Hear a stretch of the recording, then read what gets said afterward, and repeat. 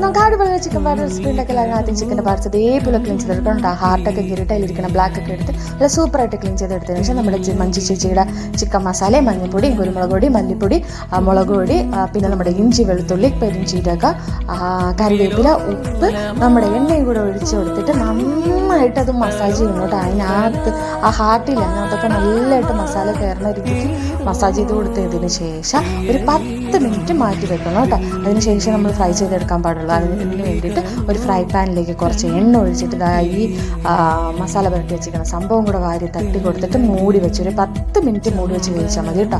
അപ്പോൾ സെറ്റായിട്ടുണ്ടാവും. അതിന് ശേഷം കുറച്ച് സവാളയും കൂടെ ഇട്ട് കൊടുത്ത് അതിനാവശ്യത്തിനുള്ള ഉപ്പും കൂടെ ഇട്ട് കൊടുത്തതിന് ശേഷം നന്നായിട്ടൊന്ന് ഇളക്കി കൊടുത്തിട്ട് അത് ഫ്രൈ ചെയ്യാൻ വേണ്ടിയിട്ട് കൊടുക്കണം. ഇടയ്ക്കൊക്കെ ഒന്ന് ഇളക്കി കൊടുക്കണം കേട്ടോ. അതിന് ശേഷം നമ്മുടെ കറിവേപ്പിലല്ലേ അതും കൂടി ഇട്ട് നമുക്ക് വറുത്ത് കോരിയെടുക്കാം. ഇത്രയേ ഉള്ളൂ പരിപാടി എന്ന് പറയുന്നത്. പിന്നെ നമ്മളതിൽ ഒന്ന് മൊഞ്ച് കൂട്ടാൻ വേണ്ടിയിട്ട് നമ്മുടെ സവാളയും എന്നിട്ട് മല്ലിയിലയും കൂടെ ഇട്ട് കൊടുത്ത് കഴിച്ചു നോക്കി.